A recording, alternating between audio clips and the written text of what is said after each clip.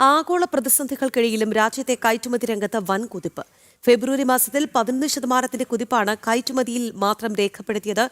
കഴിഞ്ഞ മാസം $76.13 ബില്യൺ കയറ്റുമതിയാണ് രേഖപ്പെടുത്തിയത്.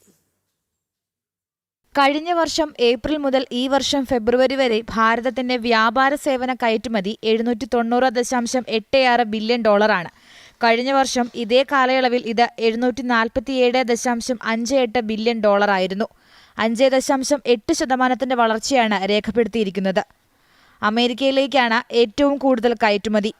UAEയും ചൈനയുമാണ് തൊട്ടുപിന്നിൽ. ഹോങ്കോങ്, വിയറ്റ്നാം, ശ്രീലങ്ക എന്നിവിടങ്ങളിലേക്കും ഭാരതത്തിൽ നിന്ന് കയറ്റുമതി ചെയ്യുന്നുണ്ട്. വ്യാവസായിക ഉപകരണങ്ങൾ, ഇലക്ട്രോണിക്സ് ഉപകരണങ്ങൾ, ലോഹങ്ങൾ, ജ്വല്ലറി, പാലുൽപ്പന്നങ്ങൾ, മാംസോൽപ്പന്നങ്ങൾ എന്നിവയാണ് ഫെബ്രുവരിയിൽ അധികവും കയറ്റുമതി ചെയ്തത്.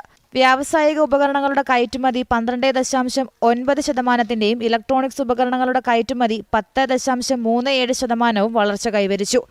നാഷണൽ ഡെസ്ക്, ജനം.